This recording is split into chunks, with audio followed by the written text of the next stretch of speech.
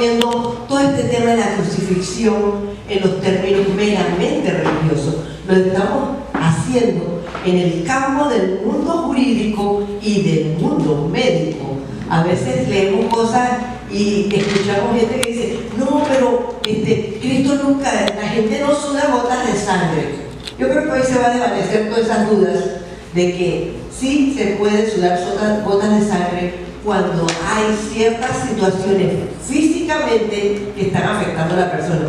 Y ese es el papel aquí de nuestro médico, el hermano en Cristo, ¿verdad? El doctor Marcos Córdoba, que nos va a hacer ilustraciones a medida que vamos avanzando en la charla de cada uno. Yo voy a estar haciendo preguntas. Mi tío es profesor de Derecho Romano también en la Facultad de Derecho de la Universidad de Panamá. Raimundo ya tiene un camino recorrido en todo lo que es derecho humano, discriminación, tortura, todo el mecanismo de tortura. Él trabajó lo que ya se fue implantando cuando nosotros dejamos la Defensoría, ¿verdad? Que ya habíamos dejado todo ese trabajo hecho de lo que significa el mecanismo contra la tortura aquí en Panamá, en nuestro suelo, que ya se debe estar comenzando a implementar. Entonces, vamos bajo ese prisma a ver la situación de lo que aconteció en aquel momento, que marcó definitivamente un antes y un después, y que esa cruz que simbolizaba humillación, que simbolizaba que eras lo peor, cómo esa cruz termina siendo todo lo contrario para el mundo cristiano, para los seguidores de Cristo.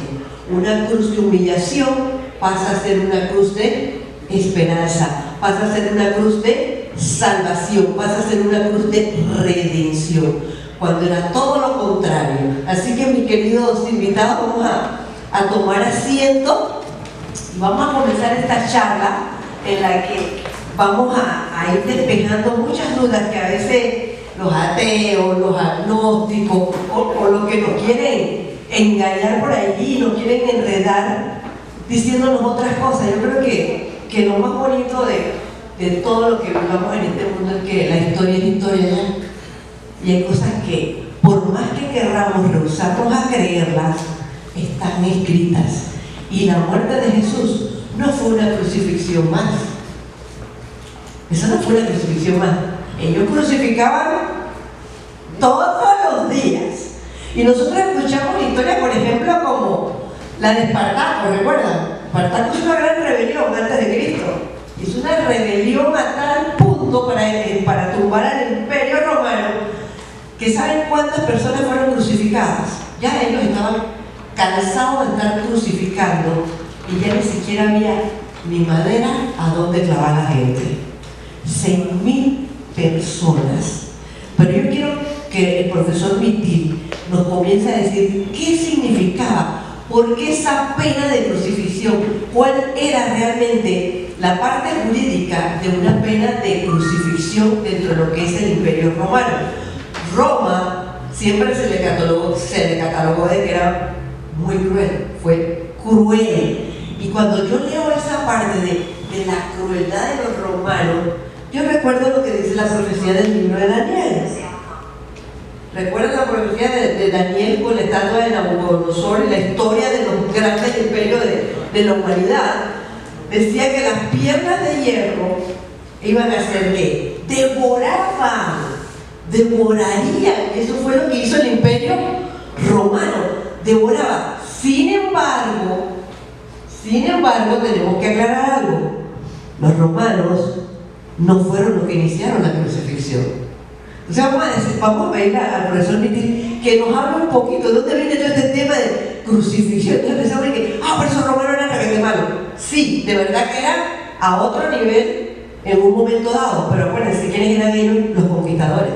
Ellos eran dueños del mundo. Sin embargo, la crucifixión no era nueva en el imperio. Ya venía practicándose de muchos años atrás. Así que, profesor Mitil, hablen un poquito de esta pena de crucifixión.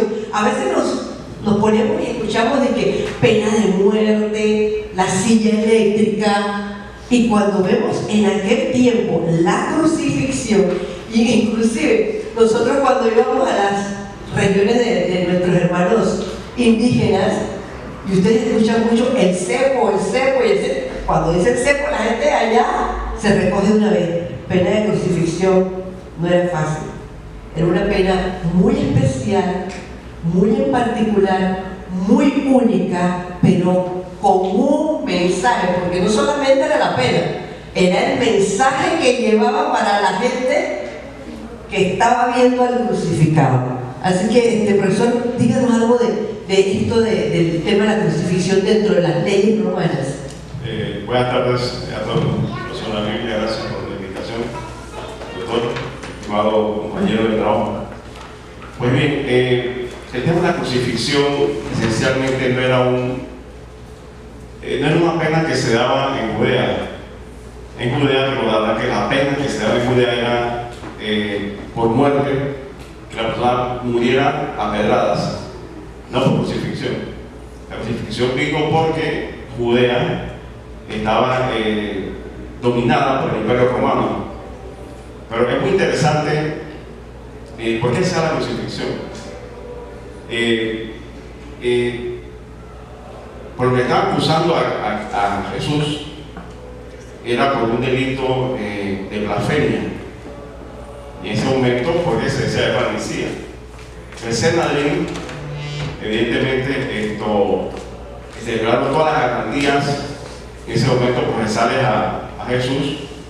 Fue apresado en la noche y fue juzgado en la noche, cosa que lo prohibía la legislación penal de Judea. Ahí tiene un código penal en el Misra, eso prohibía ese juzgamiento. Y él fue juzgado, además fue llevado a la casa precisamente de Anás y fue interrogado allí, que casualmente era el suegro de Caifás. Cuando él interroga allí,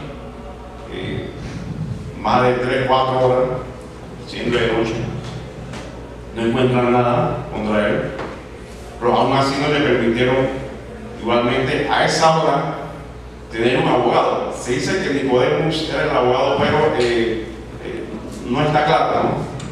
Pero él no tuvo una defensa per se, y de allí entonces lo llevan el Sanedrín, que era conformado por 71 personas, y en ese momento no fueron los 71 los que lo juzgaron a él. Fue una minoría. A mí me pareciera que como que se está aplicando como a diferentes casos de muchas cosas que nos pasan aquí en Panamá y alrededor del mundo también, porque imagínate, hay un proceso, hay reglas que respetar, hay un derecho que practicar, y sin embargo cuando nosotros comenzamos a analizar esta situación muy particular de Jesús, están manipulando el derecho, comienzan a manipular el proceso que inclusive como apuntaba Javier y que todos nosotros conocemos en el tema del juicio de Jesús, testigos falsos. Pero hay un hecho que determina ya que había que asesinar a Jesús, y era precisamente, no fue cuando él fue al templo a echar a los mercaderes del templo, no. A él se le sentenció de muerte desde el momento que él hizo resucitar a Lázaro. Ahí vino el problema, era un hombre peligroso en ese momento, porque transgredía prácticamente todo lo que era el pensamiento filosófico del Sanedrín, es decir, de ese momento ya era un hombre peligroso. Ya allí se lo comenzó a buscar para apresarlo y para hacer un juicio amarillo, un juicio totalmente ilegal. El famoso juicio que nosotros hablamos, que son esos procesos armados en la que se hace toda una componenda jurídicamente del lado de los juzgadores para buscarle la última pata al gato, como decimos nosotros, y sacarlo de todos modos como culpable. Y eso es lo que estaban tratando de hacer con Jesús. Entonces, el problema de Lázaro, a diferencia, porque Jesús había resucitado a otras personas, él había resucitado, inclusive ustedes recuerdan uno de los eventos en que iba el grupo de Jesús y se topa en la misma calle con un entierro, iba la mamá llorando y estos acá venían cantando y se topan ahí en la calle y Jesús ve a la mamá triste que iba allí. Pero Lázaro había llevado a mucha gente a los pies de Cristo. Lázaro se agitaba como un activista seguidor de Jesús y estaba llevando mucha gente a los pies de nuestro Señor.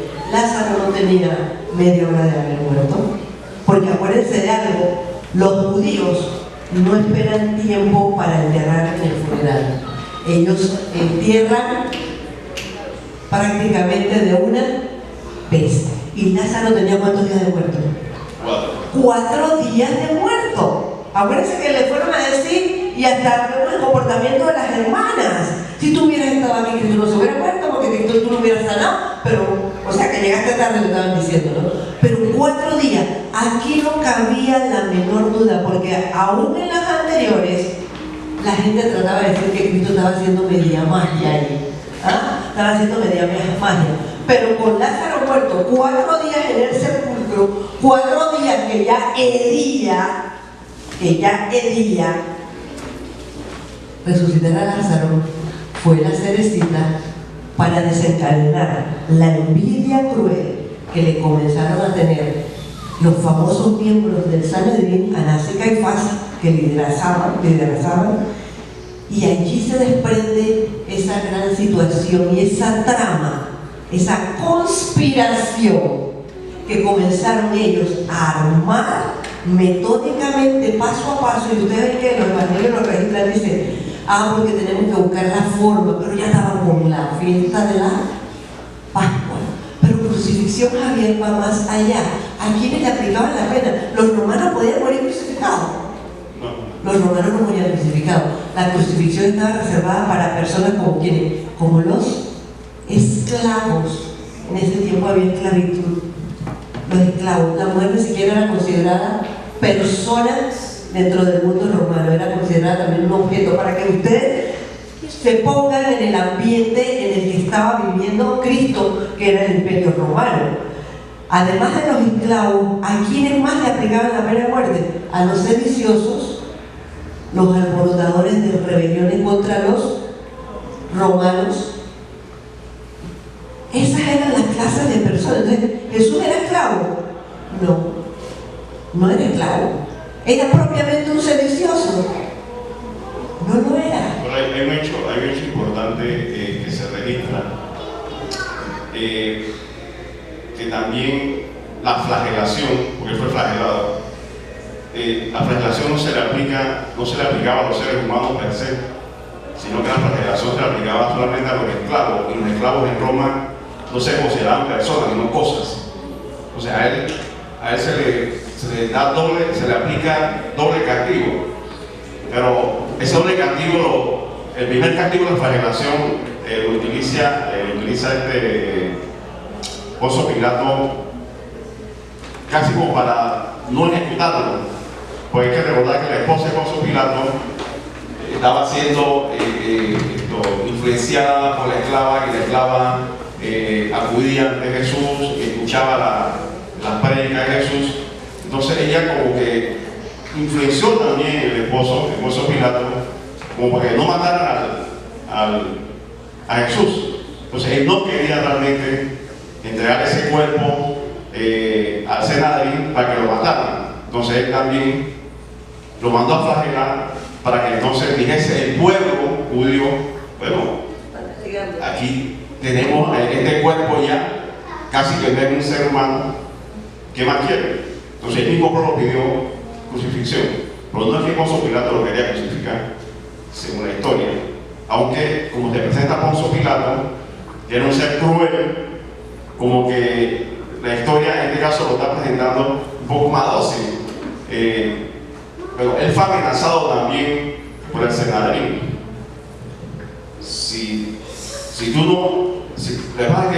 Para que entienda un poco, cuando el Sanedrín juzga a Jesús, le impone la pena de muerte, el Sanedrín no lo podía matar porque estaba ocupada por los romanos, y la única persona per se que podía ejecutar la pena de muerte, ejecutarla, era el gobernador romano. Por eso el Sanedrín no lo podía ejecutar. tiene que pedir la autorización, tiene que homologar la sentencia. Por eso acuden ante Poncio Pilato para que Poncio Pilato lo ejecute, porque él no lo quería ejecutar. Tanto así que le pregunta a Jesús: ¿y usted de dónde es? Yo soy de Nazaret. Entonces eso no es mi problema. Ese problema es Herodes. Jurisdicción, cambio de jurisdicción de Herodes. Cuando llegan a Herodes, Herodes estaba cerca porque estaban en una actividad, era Pascua, ¿no? En una actividad, y él estaba cerca, en una casa.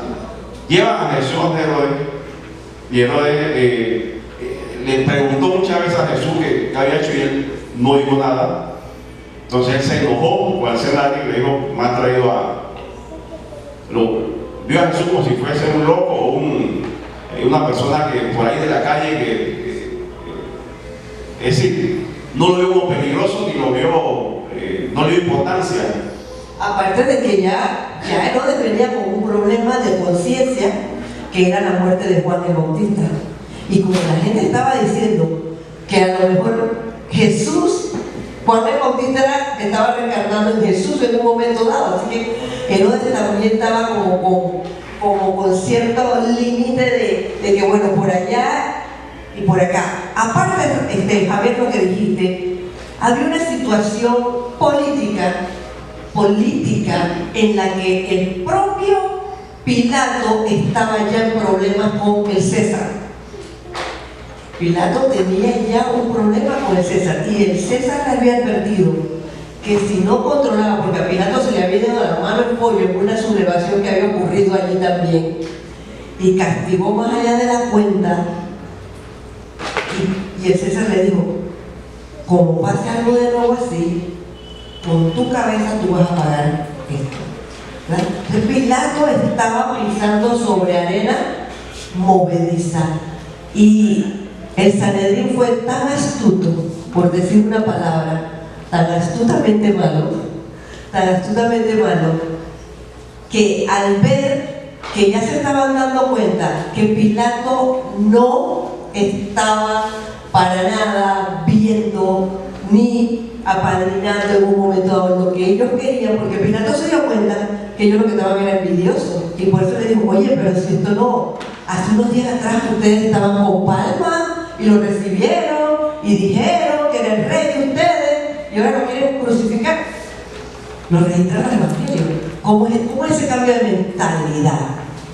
De una vez lo dice, ¿verdad? Entonces, Pilato, al ver que están diciendo que él es de Galilea, aprovecha la situación y dice: bueno, si yo les hago caso al Sanedrín, también estoy en problema.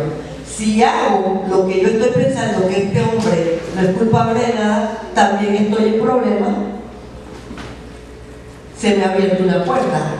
Él no es de mi competencia en términos de área, de jurisdicción, así que se lo voy a mandar a Herodes.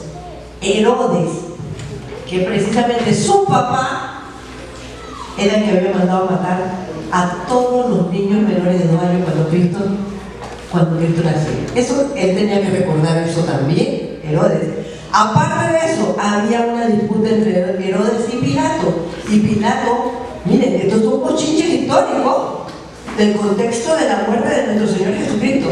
Y Pilato aprovecha, y haciéndole ver a Herodes que él respetaba la ley en términos de jurisdicción, del alcance. Bueno, este es mi territorio, yo voy a aplicar la ley aquí porque esto es lo que me corresponde dentro de mi jurisdicción. Pero si Jesús es de Galilea, no. Vamos a mandártelo a ti para que tú, Herodes, veas que yo te estoy respetando. Y hacía un enlace y bajaba las aguas en la relación conflictiva que él tenía con Herodes, porque también Pilato lo estaba viendo como una estrategia de que ese conflicto, esa pelea que ellos tenían como gobernantes, bajase en esa forma, y se lo manda allá. Ahora bien, tú dijiste algo muy importante, Javier: el tema de las flagelaciones. Aquí tenemos al doctor Marcos y tenemos a Raimundo. Raimundo es experto en derechos humanos, con todo el tiempo que trabajó en el tema ese y con todo lo que trabajó en el tema del mecanismo contra la tortura. Antes que intervenga el doctor, quiero que sepan que los 39 latigazos que recibió Jesús comúnmente las personas fallecían cuando le proponían latigazos porque eran tan expertos estas personas. El látigo era de cuero, pero tenía espinas y tenía pedazos de vidrio, es decir, era un arma de potencia. Pero los 39 latigazos que recibió Jesús por orden de Poncio Pilato no era para matarlo, porque él quería dejarlo con vida. Él quería que, bueno, que la población, pues él tenía el derecho de darle clemencia a Poncio Pilato, si el pueblo lo pedía. Inclusive lo que acabas de decir lo dice el propio Evangelio. Él le dice a Jesús: oye, mira, de todo lo que te están acusando, habla. Prácticamente le estaba diciendo a Jesús: habla, di algo. ¿Por qué? Porque él mismo le está diciendo y le dice: yo tengo el poder para dejarte libre. Pilato se lo dijo: yo tengo el poder, pero habla, defiéndete. Y yo pregunto en ese momento: Javier, ¿será que en aquel tiempo no había abogado? Mira, hay un tema tan importante que a veces pasamos por desapercibido, y mucha gente, nosotros en nuestros salones, en nuestras clases, tenemos que estar hablando constantemente de este tema, y es el famoso silencio.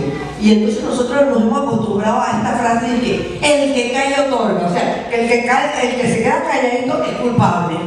Ahora, ¿Es o no es la mentalidad que existe todavía hoy en día? Hay un detalle importante también que no puede escaparse. En el centro de Roma, el idioma oficial era el latín. Fuera de Roma, no era así. En el caso de Judea, en los tiempos de Jesús, no se hablaba latín en Judea, sino hablaban el griego.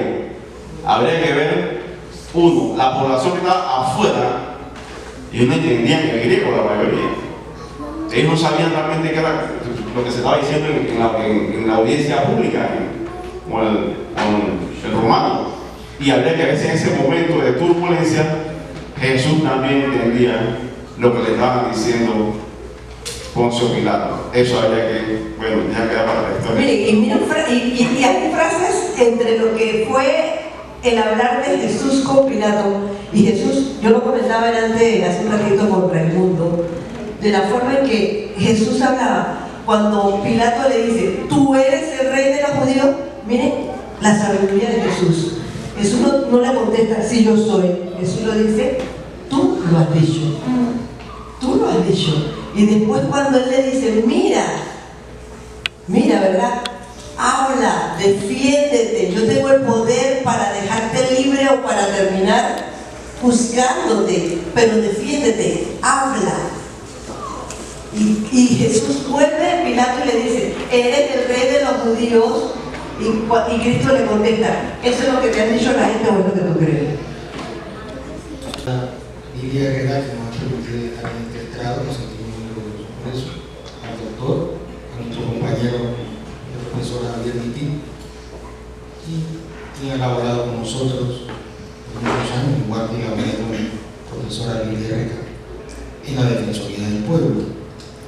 Yo, antes de ser director de Relaciones Internacionales, trabajé por muchos años el tema de los derechos de los pueblos indígenas. Y cuando recién inicié en ese tema, lo que me llamó mucho la atención es que en estos tiempos modernos a los indígenas se les permite aplicar su justicia tradicional. Pero esta justicia tradicional tiene que ver con flagelaciones y penas corporales. Y entre ellas está, entre los cunas, los ortigazos. Y estos ortigazos cortan la piel. Hay maestras que por cometer alguna falta que ellos consideren han sido castigadas con flagelación.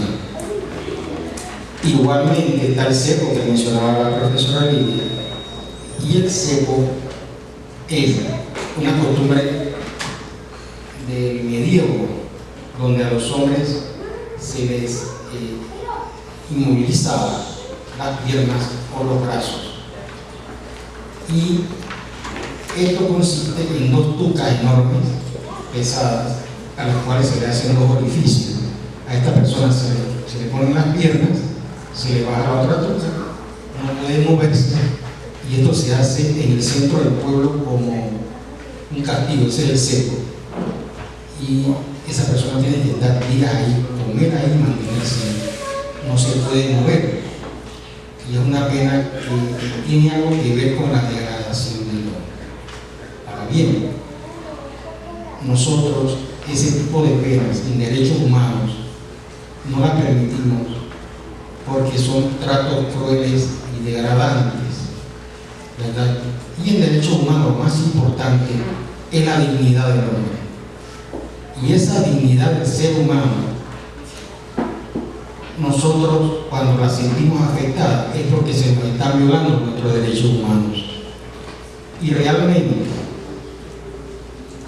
cuando a Jesús se le flagela, esa pena es una pena afectativa de sus derechos humanos, porque ya explicará el doctor los daños físicos que se le hicieron a nuestro Señor Jesucristo.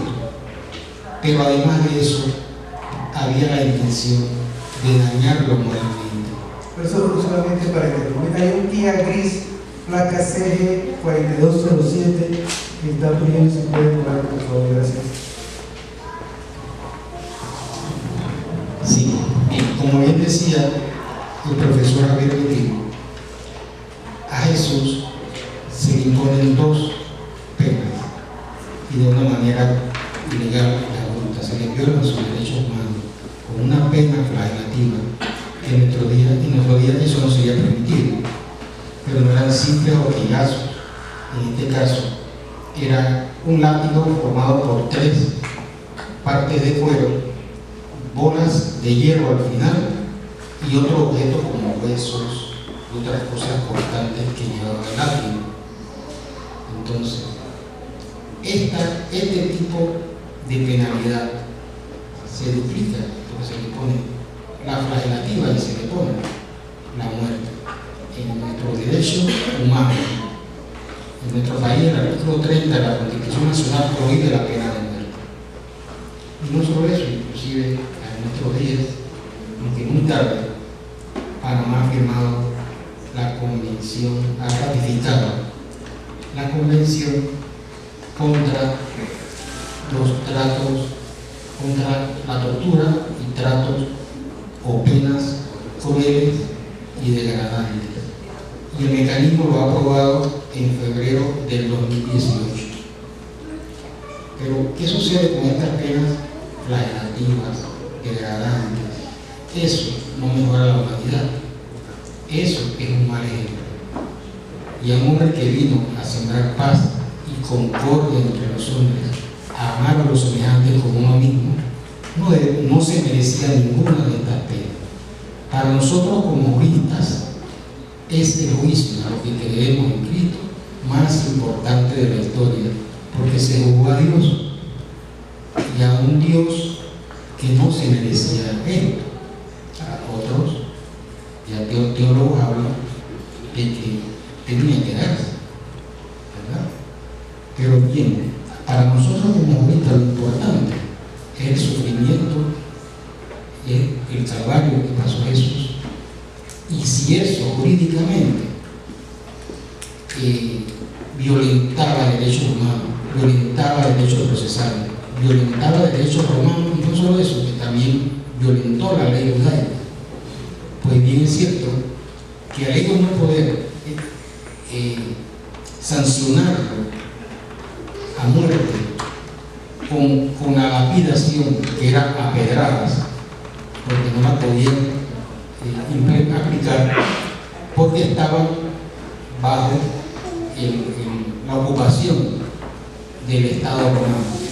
Entonces, competía solamente a los romanos, como bien lo explicó el profesor Mitil, aplicar entonces la crucifixión, que no tenía que ver con los judíos, sino una pena romana, y que se podía apelar, pero se podía apelar siempre y cuando fuera ciudadano romano. Y Jesús no era ciudadano romano, porque se podía apelar la decisión de Pilato ante el César. Entonces, para los derechos humanos, la detención de Jesús fue ilegal, porque no se podía detener de noche, a no ser que hubiera una flagrancia, y Jesús no estaba en flagrancia. Jesús estuvo todo el día en la ciudad. Podían aprenderlo. Sin embargo, aprenden a Jesús de noche, a la medianoche. ¿Y quiénes eran los agentes captores de Jesús? Había 3 clases de agentes captores. Había un tumulto armado, según cuenta el Nuevo Evangelio, con espadas y palos. Un tumulto de personas. Había otros que eran los policías del Sanedrín. Y había soldados romanos. Y allí empezó el tormento de Jesús. Ahí fue humillado, golpeado, hasta llevarlo al Sanedrín. Pero tampoco fue un juicio público, ¿verdad? Cosa que le violó todas sus garantías fundamentales. Porque los juicios deben ser públicos, porque bajo el escrutinio de la población. Por eso son públicos, para que las personas que son los ciudadanos vean que se aplique correctamente la justicia. Pero entonces, ¿se aplicó correctamente esa justicia en un juicio público? No.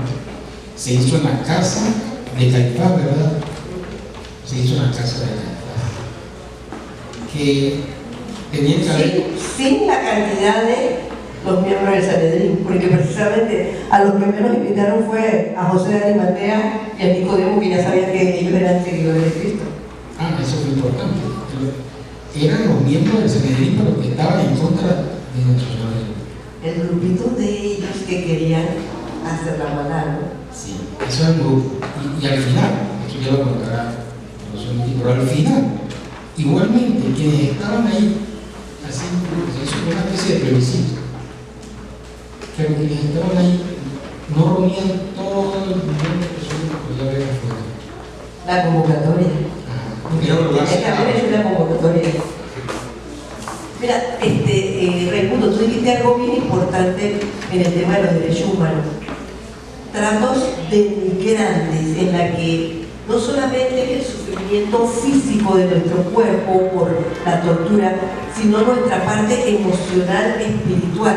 Y nosotros, cuando comenzamos a ahondar investigando en la historia, realmente la crucifixión de los hombres, precisamente, lo hacían era desnudo. Ellos no tenían ningún trapito aquí. Que lo pinten así porque para evitar situaciones y demás, pero no, eso era desnudo. Y vamos más allá. Había un famoso cartel, Javier. Ese cartel que le ponían, Roma mandaba también un mensaje. Porque nadie, ustedes me dicen que Jesús decía arriba que, ¿quién recuerda que decía el cartel de Jesús? Rey de los judíos. Y por eso el Sanedrín también se puso bravo y fueron allá a pleitearle a Pilato y le dijeron, espérate, este no es rey de los judíos. Ponle mejor, borra eso, busquen otro cartel, hagan un cartel nuevo que diga, soy el rey de los judíos. Y Pilato le dijo, no, lo que está escrito ya, está escrito y así se queda. Y hasta eso querían cambiar. Entonces, a veces nosotros nos dejamos llevar por todo lo que ha venido a través de la historia, por así decirlo, desvirtuando la realidad del sufrimiento de nuestro Señor Jesucristo. Y lo vemos al pobre Jesús casi anémico, prácticamente de diáfraga guindado una cruz. Yo nunca imagino a mi Jesús así. Jesús era un carpintero. Él cargaba troncos. Él no podía ser un hombrecito frágil, para nada. Él trabajaba con el serrucho, él trabajaba con el martillo, él trabajaba con el mazo, él trabajaba con los cuchillos y trabajaba la madera. Entonces ponen un Cristo allí todo prácticamente endeble, que si el viento soplaba se lo llevaba. Un cuerpo que resistió tanta tortura no podía ser un cuerpo tan frágil. Cristo era un hombre fuerte. Aguantar lo que él aguantó. Espérate, Javier, yo sé que todo el mundo quiere hablar porque no se va poniendo cada vez más bueno. No era fácil. Mire, ¿cuánto le gusta que cuando va con el Marco le manda una inyección? ¿Cuánto le gusta la inyección? A mí sí me gusta porque mi mamá, que era enfermera, nos acostumbró a la inyección porque actúa más rápido, ¿verdad? Entonces, para sanar rápido, nosotros estábamos listos para la inyección, porque ya fue cuestión de crianza con mi mamá. Pero a nosotros nos una pulladita. Vamos a esto. Déjame agarrarla por donde lo tengo que agarrar, porque si no, grito aquí. Una pulladita. Y nosotros brincamos. Esta es la corona con la que pintan a Jesús, una coronita así, una arandelita ahí, un garito así. No fue así. La corona no fue así. La corona venía tapada toda acá arriba, quedaba como prácticamente un casco. Y no la coronaron así como coronan a las Miss Universo. No, señor. Eso se lo enterraron a Cristo, enterrado. ¿A usted por casualidad lo han pullado alguna vez aquí arriba de la cabeza? Lo pullará por aquí, lo pullará por acá, donde están los músculos. A mí sí me pullaron aquí. Y un doctor después me dijo que yo soy loca porque casi me podían haber dado muerta ahí mismo. Y me pusieron 3 inyecciones aquí. Imagínense, Cristo no fue 3 pulladas, fue una corona de unas espinas de una planta que solo crece en Jerusalén. Y es una planta que tiene unas espinas grandes y entrelazadas, así como la lámpara de púa, no como la veranera. Esta es de veranera. Las de veranera llevan sus espinas en una sola dirección. Esta planta es entrecruzada las espinas. Y los soldados romanos se la incrustaron. Y más allá de ponérsela como se la pusieron a la fuerza, le pegaban con palos en la cabeza, ya con las espinas allí marcadas. Ustedes saben todo lo que Cristo derramó de sangre. No fue una gota, no fueron 2 gotas. El sufrimiento de esa corona, solamente hablando de esa corona. Marco, ¿cuántas sangre podemos dar nosotros una hemorragia para que nos muramos? Quisiera, antes de contestar esa pregunta, hacer una pregunta al público. O sea, recibir un solo latigazo, ¿cuánto de nosotros? Un corazo de los papás. Un solo latigazo. Un corazo de los papás. ¿Lo que quiere? Hay que ver definitivamente que esos latigazos con ese tipo de látigo, con huesos, con metales, definitivamente, independientemente que no llevaban el propósito de darle muerte a Jesús, era algo que doloroso, muy doloroso. Y además de la corona de espina, como bien lo dice la profesora, espinas que fueron clavadas en el cráneo, en algo de lo que llaman los huesos del hueso.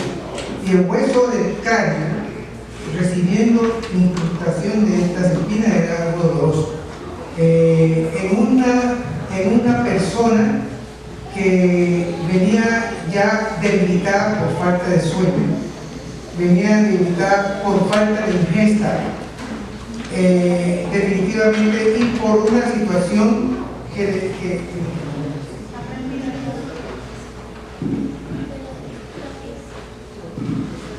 o sea, realmente,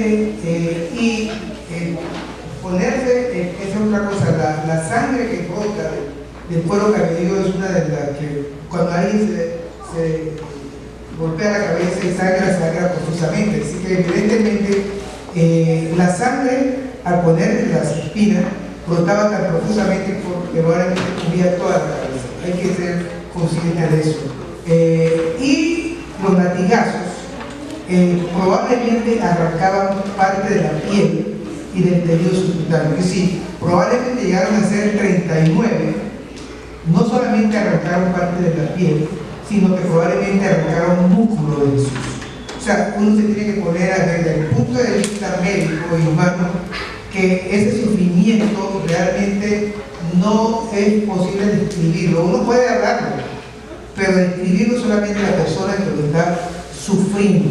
En cuanto a sufrir, no se registra en la Biblia, ni en la historia tampoco se registra que por esos latigazos y esa corona nuestro Señor Jesús dijera una sola palabra.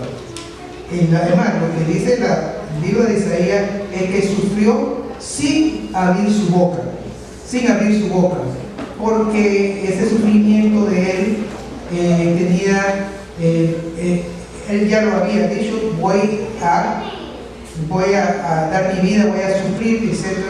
Pero solamente nos tenemos que poner desde el punto de vista médico qué es lo que representa ese tipo de dolor y que solamente lo puedo hacer por amor de nosotros. Ahora, con respecto a tu pregunta, sí, esa es otra cosa. En cuanto al flor de la sangre, sí se da en caso extremo.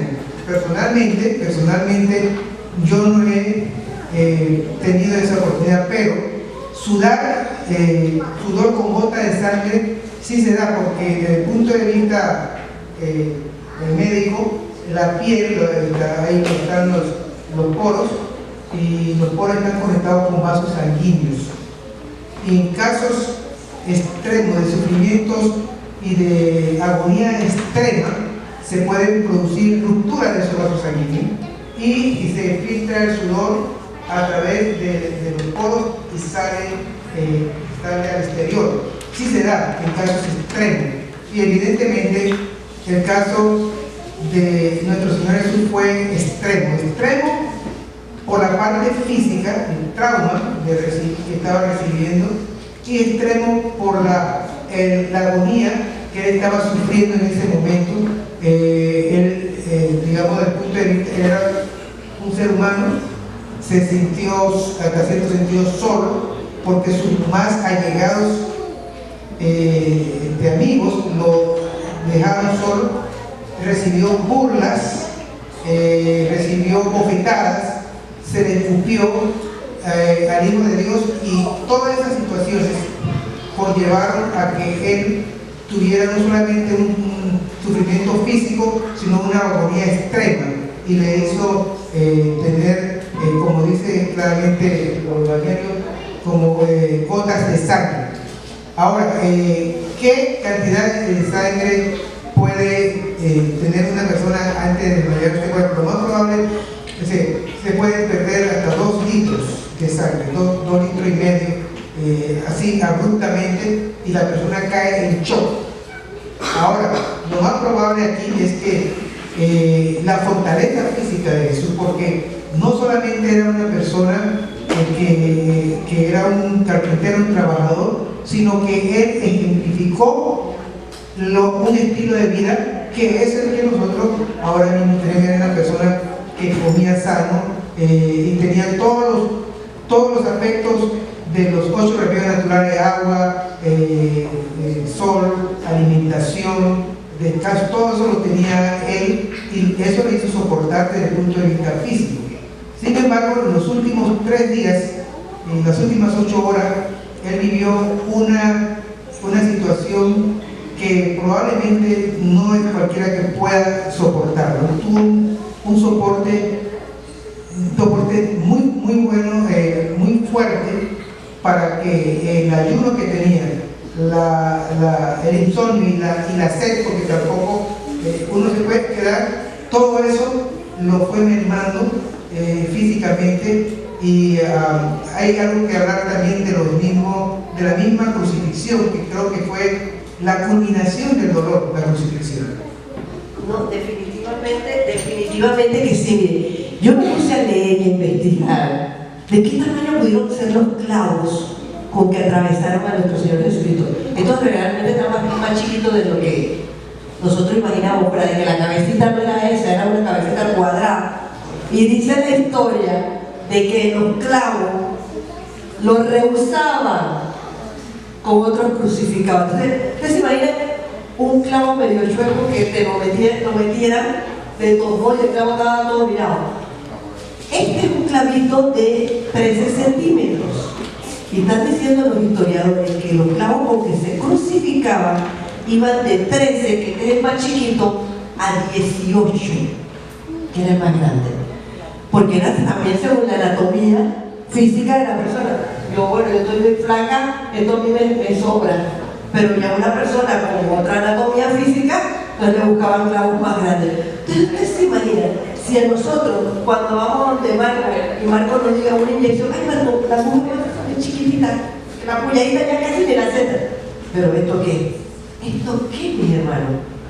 Esto va a otro nivel. Y de los pies, imagínate de los pies. Algunos dicen, que los pies los mantuvo separados. Otros dicen, no, se mantenían juntos. Entonces usted pone sus pies aquí así, para clavarle esto allí. El mío que está chiquito, está flaco. Quiso que te diga respecto de eso, niña, pero antes, nuevamente un anuncio, la Honda Civic blanco con placa BP4224, se puede mover el carro, por favor.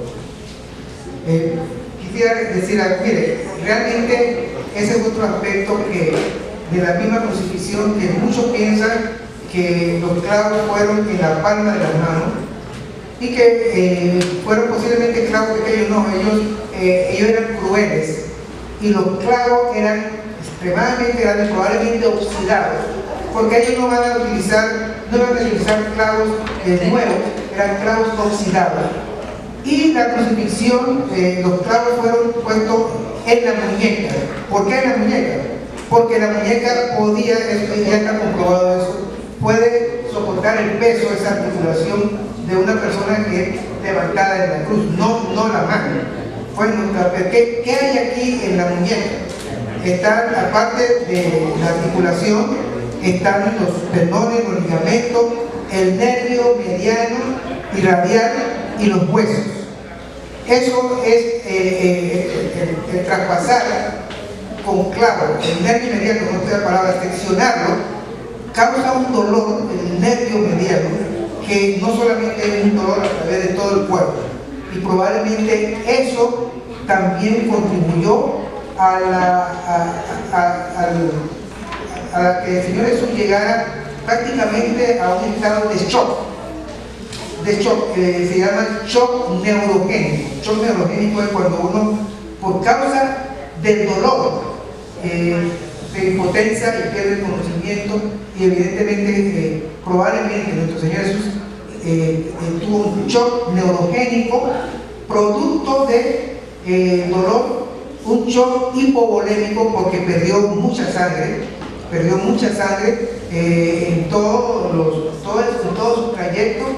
Los latigazos probablemente le hicieron perder mucha sangre, la corona de espina que hizo que sangrara profusamente. Entonces, y por supuesto la falta de agua, no tenía líquido, no tenía viñeta, todas esas cosas le llevó a un grado de choque que sin embargo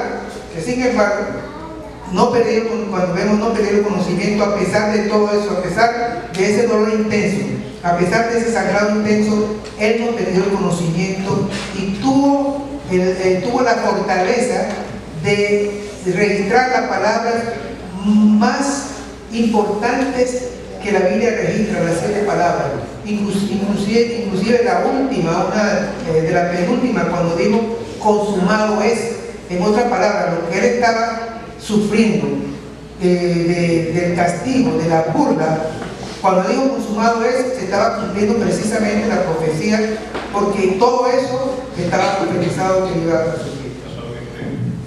Casualmente, con referencia a ese punto, Jesús sabía efectivamente que lo que le esperaba. De momento en que Jesús recta al Senadrín, entrando en la fiesta de Pascua,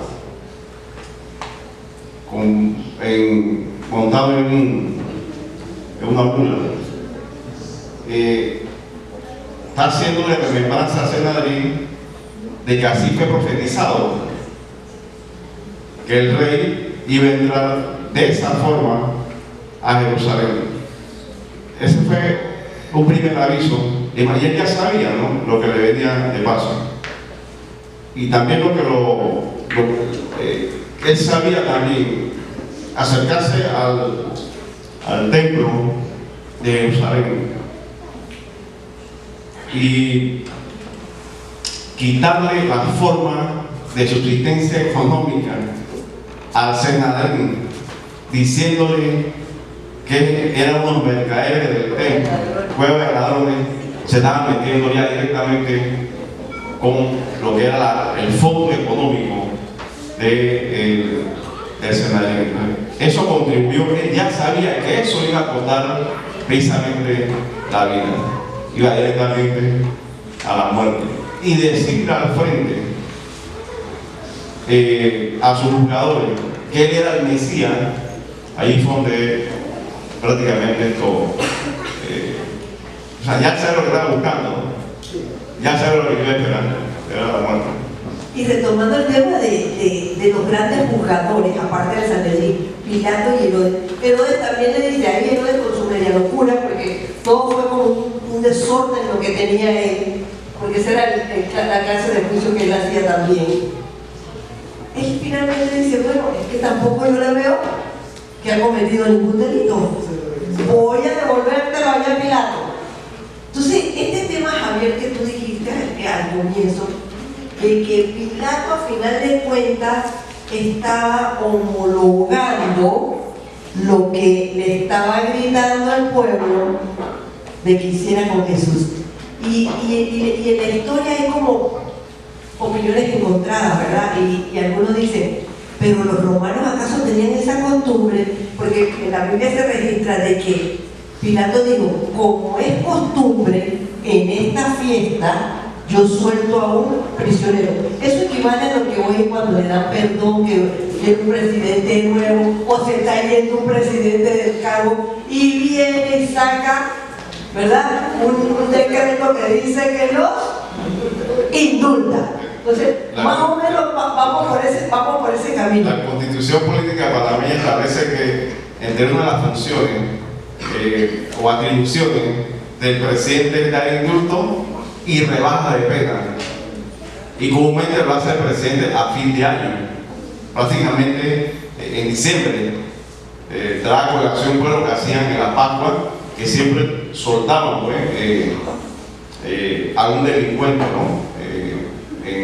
En Pascua, y era una costumbre, pero esa costumbre no es romana, esa costumbre es judía. Entonces, Poncio Pilato, como está allá en Judea, emula esa costumbre para tratar de salvar a Jesús.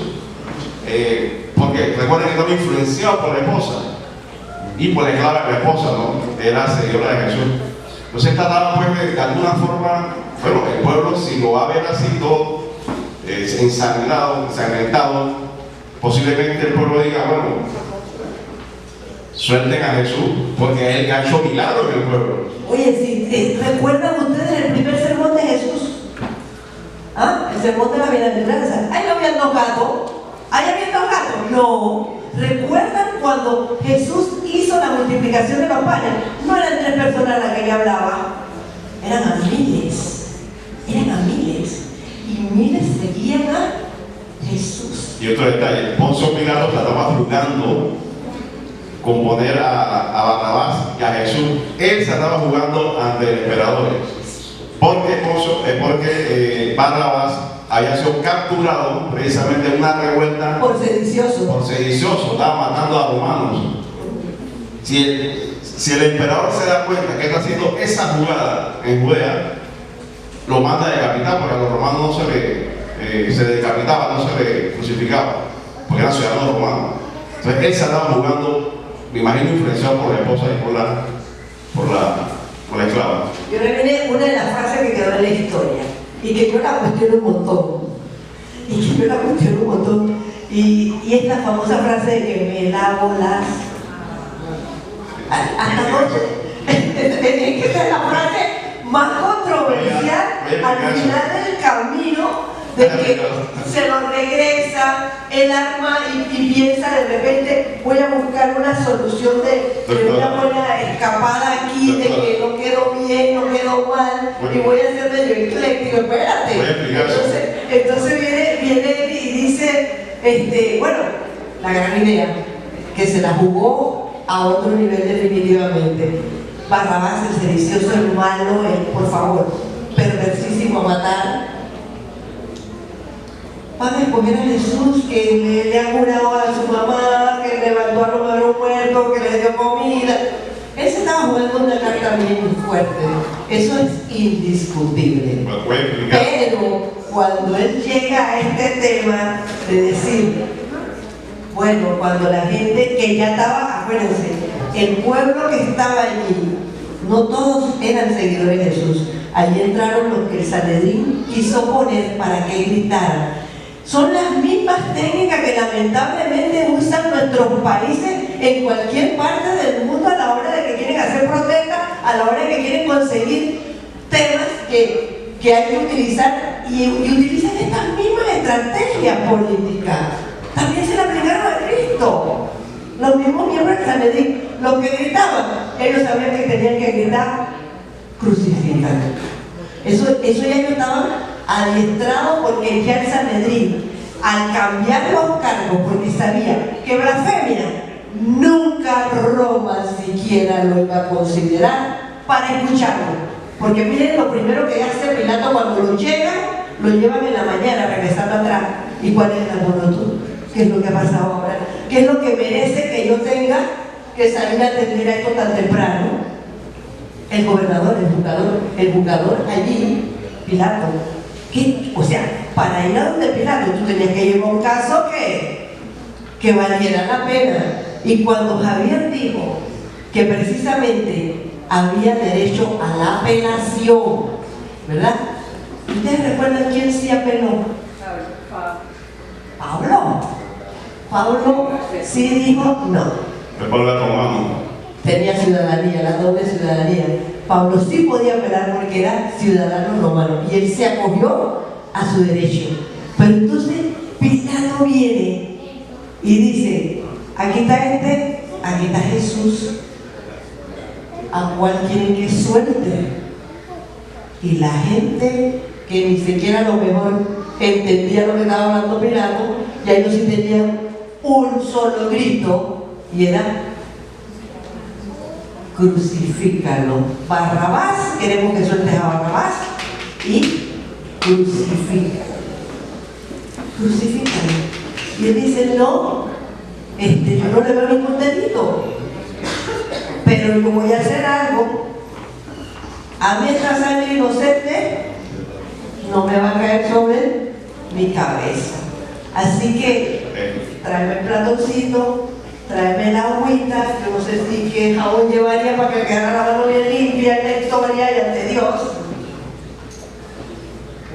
Y me voy a lavar. Por eso le estamos diciendo, ¿qué jabón? Voy a explicar el tema. Me voy a lavar las manos. Usted ve que cuando la gente se quiere salir de un problema, la frase ha quedado para estas situaciones.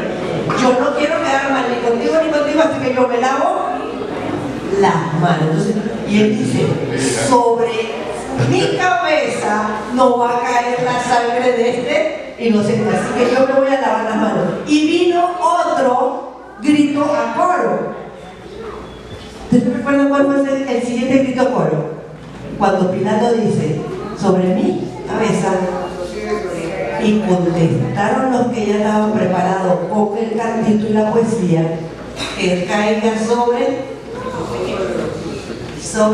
nuestros hijos. Entonces, Juan, pregunto yo, Javier, en el derecho romano, ¿cuántas veces el gobernador, el jugador, el pretor se lavaba las manos cada vez que le llevaban a Gandhi? Voy a explicarlo con referencia a eso.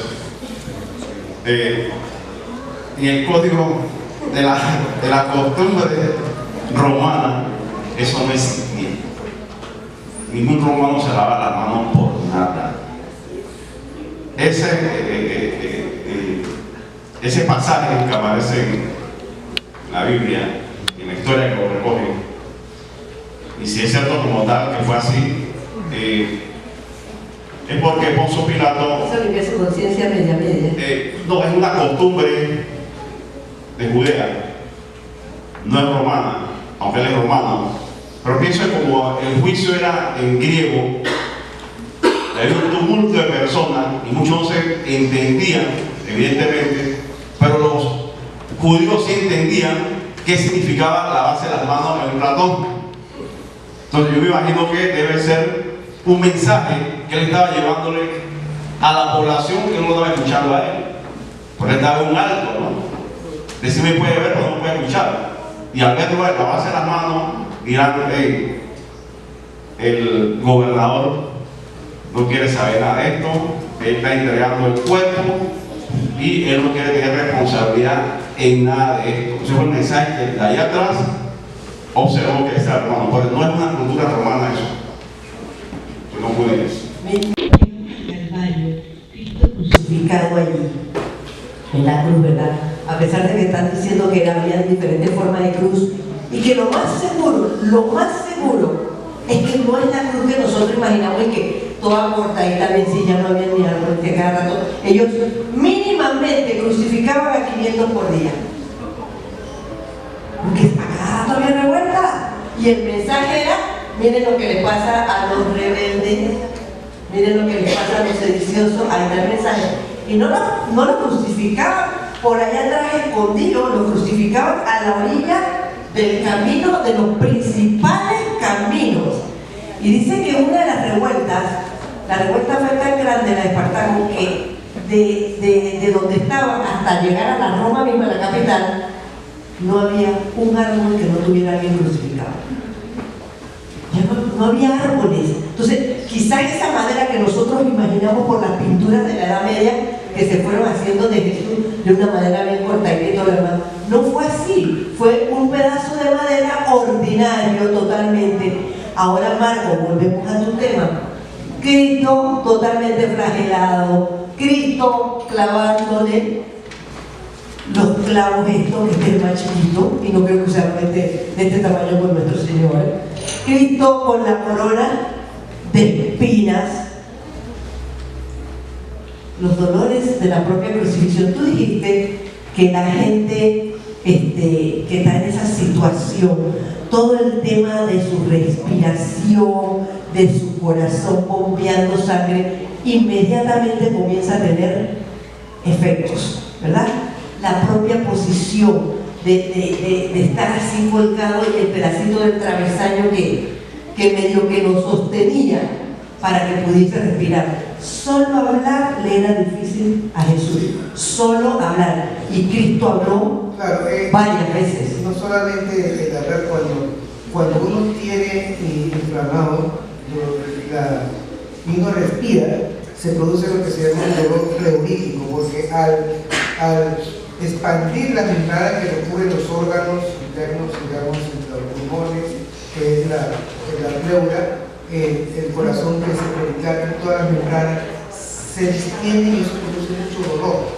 En la condición en que estaba nuestro Señor Jesús, eso evidentemente, respirar en sí mismo tenía un efecto muy doloroso. Y incluso, evidentemente, él agotado, con un dolor de diversos órganos, incluso hablar le era dificultoso, pero él tenía una misión y un propósito en el que habló exclusivamente. Lo que habló era palabras de salvación y redención. Cuando él le dice, por ejemplo, una palabra a su madre: madre, y a tu hijo, y a tu madre, porque él estaba dando un mensaje a través de las generaciones de la importancia del hijo y de la madre. Cuando dijo allí, por ejemplo, al ladrón en la cruz, te aseguro que hoy estarás conmigo en el paraíso, demuestra la salvación aún de una persona como el ladrón en la cruz. Y así sucesivamente. O sea, las 7 palabras que se registran, que son conocidas por la Biblia, fueron palabras dichas en medio de un sufrimiento extremo, pero que tenían un propósito muy claro en el Evangelio. Pero no debemos entonces pensar a la ligera, como dijo la profesora Lidia, de que sencillamente la crucifixión va más allá de lo que uno se imagina. Estamos nosotros describiendo aquí algunos aspectos médicos, pero la misma crucifixión, desde el momento en que Jesús fue apresado, en que fue llevado a este juicio ilegal, en que le dieron latigazos, se le puso la corona de espinas, Y otra cosa, la misma cruz en sí mismo, yo creo que pesaba cerca de 70 kilos o más, y él tuvo que cargar esa cruz, sí, tuvo que cargar esa cruz con ese dolor, ese sufrimiento, con esa corona, con los latigazos y con una debilidad por falta de comida, por falta de líquido, y al extremo de que ya la parte física de él se desplomó, ya no podía, entonces tuvo que venir Simón de se desplomó más de una vez. Sí, se desplomó más de una vez, pero debe quedar claro en la mente de la audiencia y de todos nosotros que el sufrimiento fue más allá de lo que cualquiera de nosotros pudiera soportar. Desde el punto de vista médico fue un sufrimiento realmente heroico, y lo digo nuevamente, lo hizo cumpliendo la profecía para salvarnos a nosotros. Definitivamente que cuando nosotros comenzamos a estudiar esto a profundidad, comenzamos a entender lo que la hermana Elena G. White escribió al respecto, y decía que en uno de los capítulos del conflicto de los siglos, ella dice que cuando Jesús allá en el cielo expuso el plan de salvación y se ofreció a venir Él mismo a redimirnos, los ángeles todavía no lo pueden entender. Qué amor tan grande. Que ese es un misterio, se llama el misterio de la piedad. Que los propios ángeles todavía no entienden cómo nuestro propio creador vino a exponerse de esa forma por tanto amor. Y por eso cuando yo leo la frase con la que se ha titulado la Semana Santa, con la que conocemos todo este sufrimiento de Jesús, ¿y cómo la llaman? La pasión de Cristo. ¿Se imagina esa pasión? Cuando nosotros decimos apasionado, que estamos apasionados, ¿qué queremos decir? ¿Estamos qué? ¿Qué es estar apasionado? No, pero eso también dice, por eso dice la hermana White en el libro El Camino a Cristo, que sería bueno que cada cristiano dedicase por lo menos a reflexionar una hora diaria en la pasión de Cristo. Pero la pasión no superficial, sino la pasión más o menos como el pantallazo que estamos dando nosotros aquí, porque eso conmueve, eso nos permite a nosotros tener una mayor entrega. Tal como digo esta mañana en la exposición de la palabra líder, que cuando uno tiene un amor por alguien, uno lo dice públicamente, y ese amor de Jesús con ese sacrificio tan fuera de lo que nosotros podemos imaginar nos mueve nuestro, pero debemos hacer lo que dice la sierva del Señor. Debemos dedicar por lo menos una hora diaria a reflexionar sobre estos eventos finales, y de seguro eso nos va a ayudar. Mira, Marco, tú mencionaste algo acerca de la sed. ¿A cuánto le gusta tomar vinagre todos los días? Los que quieren hacer dieta se toman su cucharita de vinagre de manzana y que para rebajar. El de manzana, que tal y que va a pasarle. Cristo dijo que no sé qué le dieron. Vinagre. O sea, imagínense, más sed, más todo. Ahora vamos a otra partecita final ya. El tema de que Jesús dice, entregó su espíritu. Se murió, llenó su cabeza y allí expiró. Y llega la gente y dice, bueno, ya él se murió, nosotros 2 allí todavía. Recuerden, cada detalle es importante porque fueron situaciones tan diversas las que pasaron allí.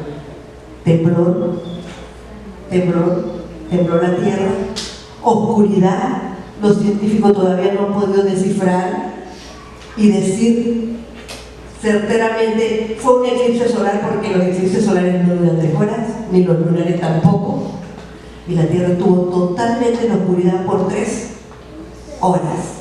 No hay explicación científica que diga qué pasó, pero la sierva del Señor nos dice que el dolor que sentía Dios Padre viendo a Jesús ejecutar nuestro plan de salvación, Él no pudo montar. El Dios Padre tuvo que quitar la mirada de la cruz porque no aguantaba ver cómo su Hijo, nuestro Salvador, sufría. Y entonces vienen y dicen, bueno, denos el cuerpo, yo voy a, José de Mateo dice, voy a pedir el cuerpo. Y la gente decía, no, pero si no estarán muertos, si las crucifixiones, la gente no se moría en el mismo día, había gente que duraba, pero no venían con todas las flagelaciones y todas las torturas que se le habían hecho a Jesús. Iban directamente a la crucifixión. No todo lo que le hicieron a Jesús se lo hacían a todo el mundo. Y la gente quedaba crucificada, picoteada de pájaro, ¿verdad? ¿Y por qué? Porque el punto era que sufriera hasta el final. Que sufriera hasta el final. Y ellos no esperaban que Jesús muriera tan rápido. Ahora, sí es importante decir algo, y yo pregunto porque Jesús estaba sufriendo allí clavado en la cruz, todo el mundo burlándose de él, diciendo, si tú eres hijo de Dios, bájate, sálvate a ti. Jesús lo hubiera podido hacer.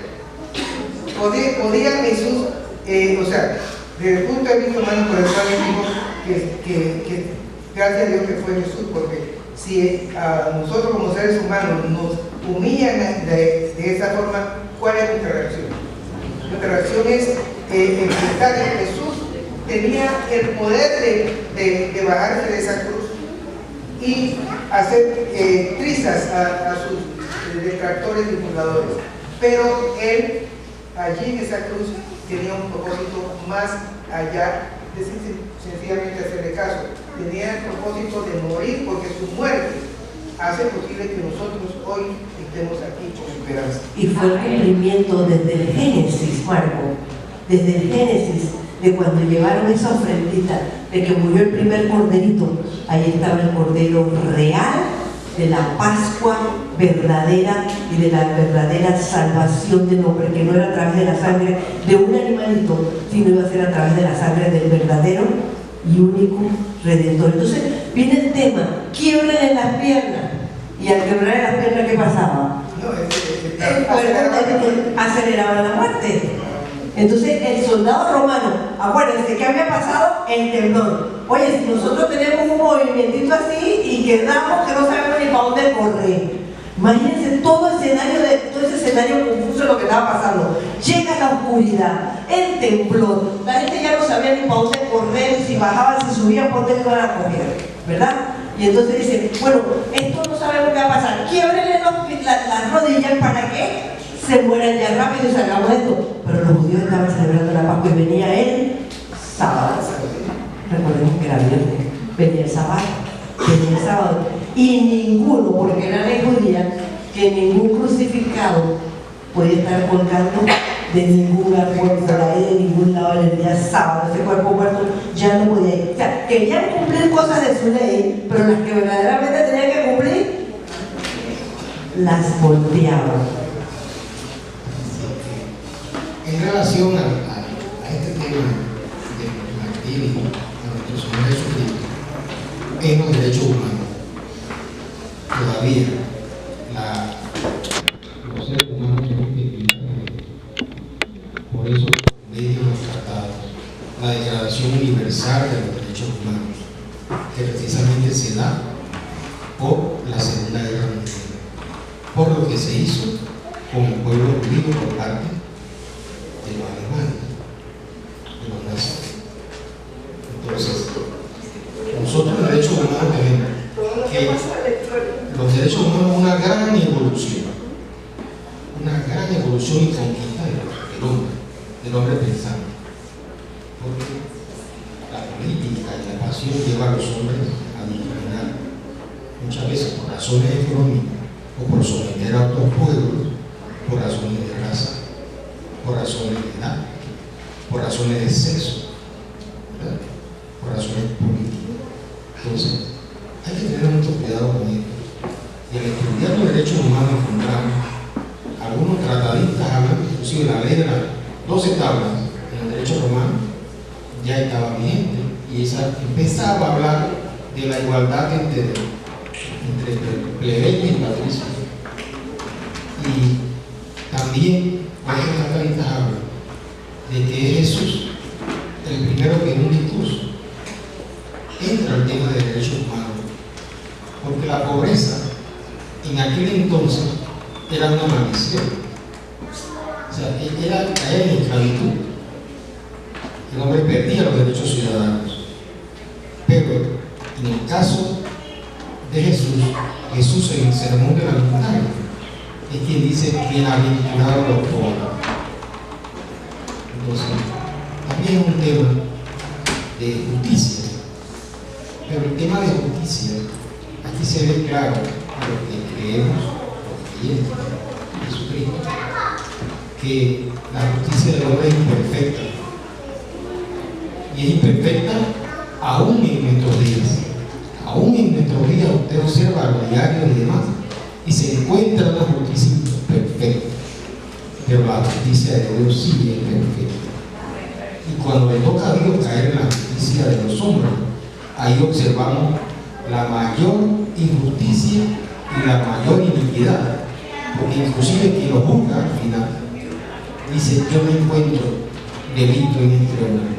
Quiere decir que en ese juicio hubo iniquidad, pero también hubo discriminación por razones económicas, porque muchos de los extranjeros decían: este hijo de carpintero no puede ser Dios. Entonces, también este tema se relaciona, tiene una relación muy directa, pero también nosotros debemos observar con cuidado siempre cuando los gobiernos, las instituciones violan. Mire, aún en nuestro día, yo soy abogado independiente y trabajo también en derecho penal.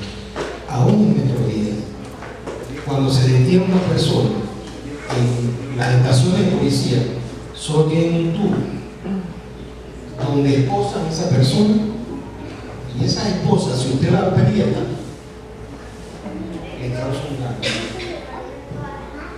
Esas esposas tienen dientes que, si uno lo aprieten con fuerza, puede causarle un dolor, pero no queda. Esa persona, si no hay alimento, lo más normal es que a esa persona, primeramente detenida, le den un vaso, esos vasos de sopa china, sí. Pero si no hay eso, no le dan nada. Y los fiscales hablan de que esa persona no debe bañarse ni cambiarse hasta que venga la audiencia de entonces que puede pasar 24 o más horas que esa persona tampoco puede bañarse ni cambiarse. Y eso me llamaba la atención: caramba, todavía tenemos que hacer lucha en derechos humanos.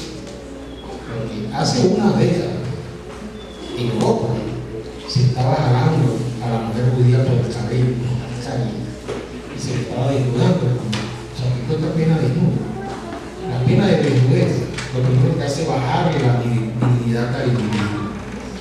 ¿Sí? Muchas de las torturas que se hacen ponen a la persona desnuda. Esto lo hacía antes el antiguo derecho. Ponía a la persona que hablan de eso, lo desnudaban y lo sentaban en un bloque de hielo. Entonces, acuérdate que aquí hubo un incidente en la cárcel Modelo. Correcto. Todas estas cosas, se las digo yo, pero así como vimos esto, los seres humanos tenemos que tener mucho cuidado con dejar pasar estas cosas en nuestra sociedad. O sea que la lucha por los derechos humanos no terminará nunca, porque se tiene que ir perfeccionando. Pero muchas veces los seres humanos, entre comillas, que gobiernan o tienen mano sobre otras cosas, pueden abusar de esa libertad que da la ley. Inclusive puede suceder en un hospital psiquiátrico y sucede. Puede suceder en muchos lugares donde la persona está que no tiene la voluntad o está fuera de su libertad poder hacer o decir las cosas. Entonces, eso lo dejo como una reflexión.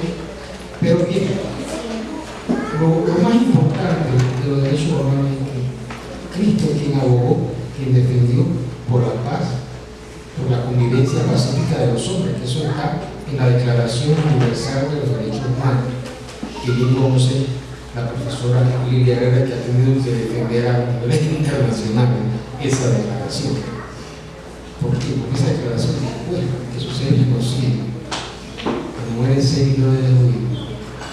Hay elementos muy importantes que empiezan con la vida, con la dignidad de la persona, y entonces impiden ya que se acuse por razones políticas, por razones de raza, por razones de edad, por razones de sexo, de otro grupo humano. Aquí empieza ya, y una declaración universal donde participó un grupo español, que fue Ricardo Alfaro.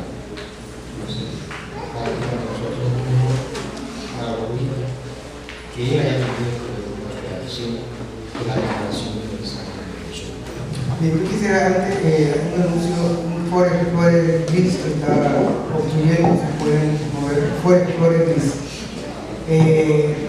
Antes, aquí la profesora Liliana se mencionó de quebrar los pies a los que estaban crucificados, siguiendo a Jesús, porque venía el sábado.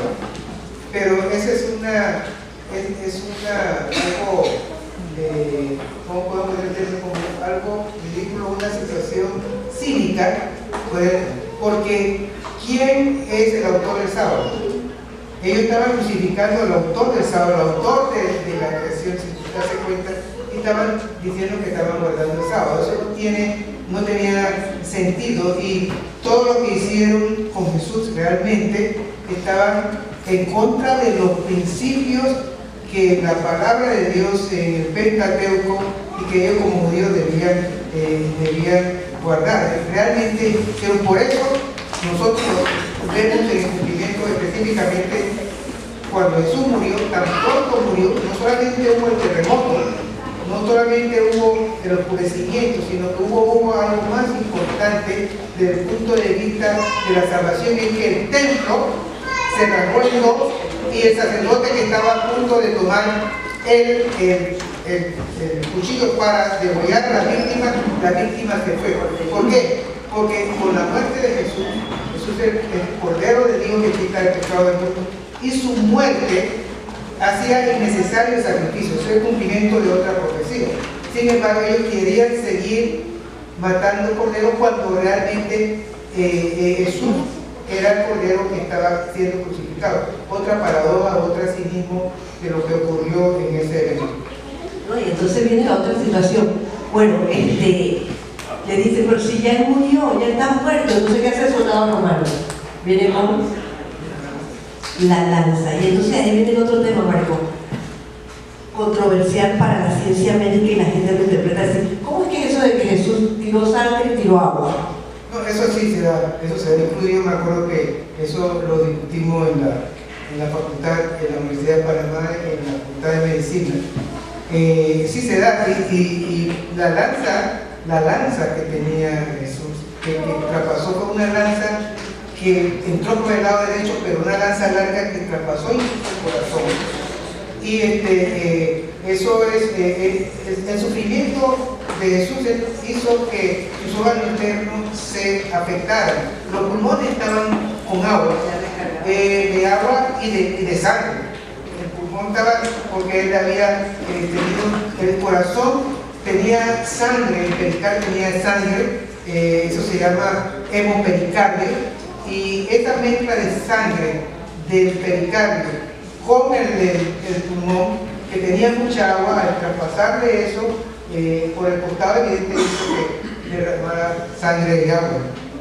Todo eso ya está científicamente comprobado, y definitivamente, mis queridos hermanos en Cristo, cada día nos damos cuenta, mientras estudiamos la Sagrada Escritura, de que la historia es la mayor prueba de todo esto. Es la mayor prueba. Y esto es irrefutable, es totalmente indiscutible, y esto no tiene sentido estar buscando el pero de donde no lo hay. No se contradice la historia secular con la Biblia, no se contradice. La historia secular reafirma la Biblia en este aspecto y corroboran la veracidad de la Biblia, que nos da a nosotros la seguridad de que todo lo que ocurrió fue verídico y ocurrió tal como estaba profetizado.